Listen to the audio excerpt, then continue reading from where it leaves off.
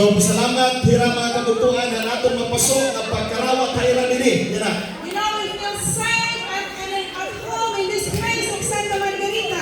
Ang ginabak nila ang kalipay, ang katalwasan, ang gindulong nila para ganihan natong mga tao sa Santa Margarita. And so, thank you so much, beloved brothers and sisters, for coming here this morning. Lipay yan ang kamo adi mga kabugtuan at ikupo ng pagsimba yan ang aga. And I pray that you will all receive God's blessing, each one of you. Iyang ipapangampo, ipapangabay nga kita katanan nila makakarawatin panalangin nga natin kang Ginoo. Well, before I would like to continue on, I would like to say thank you to Ma'am Maritas Bronson for her humble introduction. Ako may pasalamatan ni Ma'am Marites Branson na niya mapaiubsanon nga pagpakilala akon. Ang kay Kristiyano kita amo itbasihan nga kita maluwas sa naton kalag. There must be a conscious turning from sin to embrace the gospel message by faith. Kinahanglan naton isalikway ang sala nga naton hangkupan ang maupay nga sumat para han katalwasan. And there must be a life-changing, soul-saving encounter with our Savior. Kinahanglan man kita Christ. umon nga pagbag-ohan aton kinabuhi, hanida nga kita makikatubang han aton magtaralwas. Judas' surname was Iscariot. Judas ang ngaran Iscariote. This name tells us something about where Judas came from. Ini naghulagway kundi hiyatikan mga kabugtuan. You know, the word Iscariot is derived from the Hebrew language, meaning ish. That means men. Hebro nga pinlungan, ang pulong ngayon nga Iscariote, nagkahulugan na Hebro nga ish, karag singon tao. And Cariot refers to the town of Carioth. Ang Karyot, nagkahulugan, hanusa ka bungto nga amon ngaran Karyot. Thus, Judas is called man of Cariot, Karag singon ni Judas, tao nga Iscariot. and Cariot was a humble farming town located 23 miles south of Jerusalem. Ang Iscariot, mga kabugtuan, 23 milyas ang kahirayo, tika nga Jerusalem nga bungto. Beloved, Judas' father's name was Simon. What's his name? His father's name? Ang iyang ngaran na niya tatay amoy Simon. Sino pangalan? Yan, Simon. Simon was a very common name in that time. Hadto nga panahon, kilala hinduro ni Simon, mga kabugtuan. And nothing is more known of his family. Diri ka pa'y kilala ini nga iya pamilya. So, in a simple word, Judas was a common man from a common family in a common town in Judea. So Judas, linya hiya o tulon hiyahan, simple lang nga pamilya mga kabugtuan nga kilala. Dito hamong nga lugar nga bisan nira, simple anira pagukoy dito. And the interesting thing is Judas was being detached from the other disciples since he was from Judea. Ang nakadugang hini kay Judas, nahirayo hiya, wara hiya, kaupod ang iba nga mga disipulo. Judas was the only one from the 12 disciples not from Galilee. Judas la ang napili nga membro handusi ka disipulo ni Ginoong Hesus nga diri tikang ha Galilea. The rest of the disciples were from the northern part of the nation, and many of them knew one another. Kaurog ang mga disipulo ni Ginoong Hesus na tikang han usa ka lugar nga hira magkiriglala nga daan. Judas, beloved brothers and sisters, Judas was called by Jesus himself to be his disciples as stated in Mark chapter 3 verse 13. Pero layo ito, gintawag ni Ginoong Hesus si Judas mga kabugtuan, sugan nga ginpili iyahan Ginoo nga marikon nga nakita ha Mateo 3:15. So beloved, there is no question that Judas was chosen by Jesus Christ. So diri naton ikapakiana kung kay ano nga Judas ginpili iyahan Dios. He was chosen by Christ to fulfill a divine plan. Hiya ginpili han Dios agod nga hiya amo ang magdumara han langitnon nga plano han katalwasan. There are 3 Old Testament promises that needs to be considered right here. Mga kabugtuan, may da tulo ka mga tagna nga ginsurat hadaan nga tugon hiunong ha iya. Buksan po ang Biblia sa awit 41 verse 9. my Bible or you can use your electronic Bible, please. O kung may da ka mo Biblia, abrihi ko no ha. Mga Psalm 41, verse 9. alawit o Salmo, kapitulo Psalms, Verse 9. chapter 9, chapter 1. Chapter 49, verse 9. Chapter 49, verse 9. Ito po ang, this is what it says in English. Yea, mine own familiar friend, in whom I trusted, which did eat of my bread, hath lifted up my heels against me. Sabi dito, sa nagdidihang kasuratan na Salmo 41:9, oo, ang akon kilala nga sangkay nga haiya, ako natapod, nga hiya nakigupod ang pagkaon, nga iya iging pataas, didahan niya mga tiil, ala kontra hakon. In John chapter 13, verse 18, Jesus said that this prophecy would be fulfilled in His betrayal. Hahuan 3:18 mga kabuktuan ini nga tagna natuman pinaagi hapag pagraisang kan Kristo ha krus.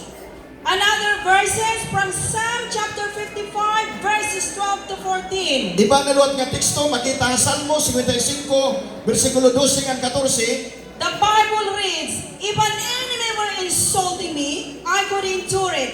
If a foe were racing against me, I could hide.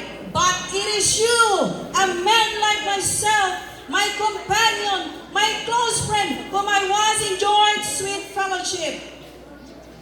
Siring din mga kabuktuan na Salmo 55, 12 hanggang 14, anakon kaaway kontra hakon, diri ako makapadayon, hapag asdang ala kontra haya, og ako magtago, apan ikaw ang tao, nga amo ang may kaluoy, ang akon suok nga sangkay nga haiya, ikaw naghatag hinkatang-is sa aton pagpanag-upod. Ladies and gentlemen, beloved brothers and sisters, this passage also speaks of the betrayal of Jesus by Judas. Ini nga bersikulo makabuktuan nagtutnog yapon han pagtraidor ni Judas kan Kristo. And another Bible verse that we can consider is in Zechariah chapter 11 verses 12 to 13. Iba nga bersikulo makita sa Zacarias kapitulo 11 bersikulo 12 hanggang 13. The Bible reads, I told them, if you think it best, give me my pay, but if not, keep it. So they paid me 30 pieces of silver, and the Lord said to me, throw it to the potter, the handsome price at which they valued me. So I took the 30 pieces of silver and threw them to the potter at the house of the Lord. Siring din mga kabuktuan, ako masiring haira kung ikaw nagunahunahin kaupayan, ihatag hakon ang bayad, ngan iya ini gintago, ngan hiya ginbaydan hin 30 ka piraso nga salapi, ngan ang Dios nagsiring haakon. Labay ini ngadtuhan mga magkukulon, ang mahusay nga kantidad nga amo ang may balor han kantidad nga 30 la kapiraso nga salapi ngan ini iginiiksa ngadto han magkukulon han balay han Dios. Ilang pong pirasong silver? Pira-pira ka 30. Praise the Lord. Gising pa nga kayo. Amen. Beloved brothers and sisters, this passage was also fulfilled when Jesus was betrayed and mentioned in Matthew chapter 27 verses 9 to 10. So ini nga bersikulo mga kabuktuan naghinaday mahitungod han pagtraidore kan Ginoong Hesus pinagi kan Judas. Beloved brothers and sisters, Mga minahal ko nga mga kabuktuan, Jesus makes it crystal clear that when He chose Judas, He knew who he was and what He would do, as mentioned in John chapter 6 verse 17, that says, then Jesus replied, have I not chosen you, the 12? Yet one of you is a devil. mga kabuktuan, ginsaysay kaupay ni Ginoong Hesus nga bisan waray mapili niya ni Judas. Pero si Judas mismo ang nagboluntaryo nga hiya mahimo nga disipulo, amo nga namakiana ni Ginoong Hesus sa niya mga tinunan, ginpili ko kamo, gawas na hini nga usa ka tawo. Beloved brothers and sisters, everything Judas did was part of the eternal plan of redemption ordered by God before the foundation of the world, as it says in Acts chapter 2 verse 23, this man was handed over to you by God's deliberate plan and foreknowledge. Mga kabugtuan, yung saysay ni Ginoong Hesus nga bisan sugad pa man ang kahimtang hang pagtraidor haya ni Judas, pero may plano ini nga ang katalwasan ginplaster na ang Ginoo hawaray pa matukod ang kalibutan nga ada hiya anda mapagluwas ang tao ang sala. And let's read the verse continuously. And you, with the help of the wicked man, put him to death by nailing him to the cross. Pinaagi haya hausa ka tao amo ang nagmando nga hiya kinahanglan iraysa ngadto a cross. Beloved brothers and sisters and friends, but while Judas would fulfill the ancient prophecies related to the betrayal of Christ, he was not forced to do it. Judas betrayed Jesus because he wanted to do. He fulfilled that role willingly. Mga kabugtuan, dili ngay angkod karoy singon nga si Judas nagtraidor kang Ginoong Hesus, pinaagihan niya kalugaringon nga kaburuton, kundiri Judas maaram nga hiya amo ang gintumanan ang tagna, amo nga gintuman ito nga tagna, pinaagi kan Judas kapag traidor kang Ginoong Hesus. Some would say, is it fair for God to condemn Judas for doing the Lord's will? Ano iba may mga pakyana? Kaangayan ba ang ginhimuhan Dios hapag sa likway o pagkundinar kan Judas?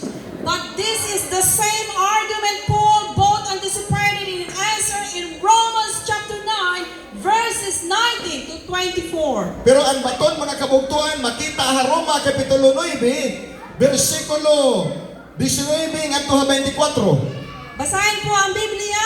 Kung wala kayong printed one, you can open your electronic. The Bible reads, one of you will say to me, then why does God still blame us? For who is able to resist His will? But who are you, a human being, to talk back to God? Shall what is formed say to the one who formed it, why did you make me like this? Does not the Father have the right to make out of the same lump of clay some pottery for special purposes and for some common use? Siring din mga kabugtuan sa Roma kapitulo 9 19 nga 24. Usaha iyo magsiring hakon kay ano nga ang pagbasol ada man hamon kay hiya amo an naala kontrahan kabubuton han Dios, pero hinuo ka man nga tawo nga nagyaya kan ala kontrahan Dios. Dili ba ini mapurma sugadin usa ka pagpurma han tawo tikang han magkukulon nga dadon ngadtuhan iya pagaayad han kulon. What if God, although chose him to show his wrath and make his power known, bore with great patience the object of his wrath, prepared for destruction? What if he did this to make the riches of his glory known to the objects of his mercy, whom he prepared in advance for glory, even us, whom he also called, not only for the Jews, but also for the Gentiles? Paunan o mga kabugtuan, kung pilion ang Dios ang iya ka bido kasina pinagi niya gahom nga magdadarahin pagpailob hamatag usa hang iya kasina maandam hang pagkastigo. Hino ba ha iyo ang mga riko nga mayda gahom man himaya hapaghibaruhin pagkaluoy nga hadida ginandam ini hang tiarabot nga paghimaya nga amo ang pagtawag sugad han mga Hudiyo ang mga Hentil. Beloved brothers and sisters and friends, you might ask, so Judas could have been saved? So mamakiana ka mo yan ang makabugtuan, posible ba nga si Judas matalwas? Definitely big yes. Siguro good, mga kasangkayan, oo. Had he turned to Christ by faith, he would have been saved, beloved. Kung hiya mabalik, pinaagihan niya pagtuo, Ginoo, matatalwas siya mga kasangkayan. Judas had every opportunity. However, the Lord knew before he chose Judas that Judas would betray him into the hands of his enemies. Bisan pa man mga kabugtuan, amo itong ginihimo ni Judas, hapag traidor nga tuhaya, pero ang Dios nagpadangat gihapon in pagi nga ang tao maluwas, bisan pa niya kaway. Beloved, Judas was chosen by Jesus. He was ordained by Jesus. that for the mission he was about to send them to accomplish. Mga kabugtuan,